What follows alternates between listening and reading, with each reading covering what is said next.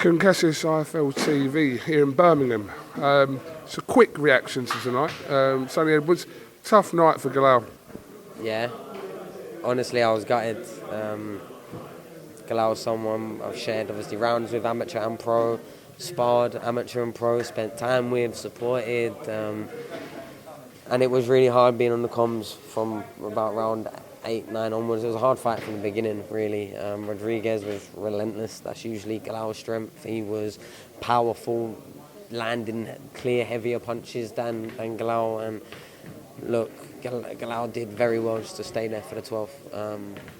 There's always been like a question mark, not on his toughness, not on his ability, not on a lot of things, but he takes too many shots. He only throws really worrying about what he's doing. And okay, in the ring with me, even though I was landing every now and then quite clean shots, I weren't really budging him, but that little uppercut in the first round that he got caught with, Rodriguez hurt him, and it weren't a massive punch, it wasn't, and he did so well. Honestly, he did, to keep digging and trying. And the problem with Galal is he's only got that one way. Even when he's really on the receiving end and taking punches, he's still just trying to fight back and stay there. He weren't moving, he weren't manoeuvring, he weren't trying to tie up. He was just trying to fight his way out of a problem, and you don't do that against Mexicans.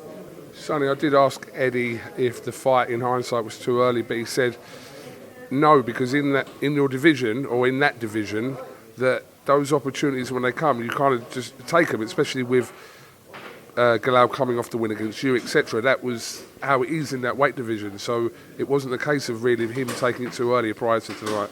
Yeah, like stylistically I knew that was going to be tough for Galal, just because against maybe like a European, a British, a certain type of fighter, he smothers them, he barrages them, he's on them, he don't let them rest, he don't let them recover.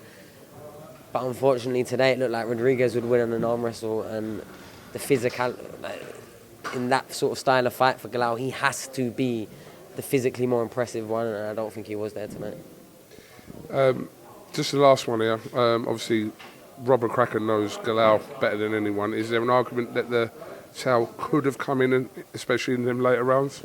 Definitely an argument that he could have. From about round 8, 9, I was kind of like starting to see it, and then he come back a bit Galal, but then got caught again, and definitely could have stopped it, and no one would have, argued, I think, not even Galal, but look, he made the final bell, even though he probably had to take a few more shots, and what that will do, to the future of Galal and what he'll look to do next, I'm not sure. But yeah, he must be gutted today. That final step, that probably shouldn't even need to be there before a world title shot.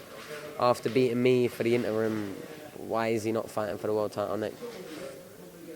Right, well that's our cue anyway.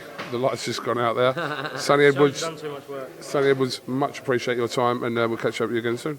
Appreciate it. Giorgio Vicioli is the best prospect in British boxing and probably world. Thank you.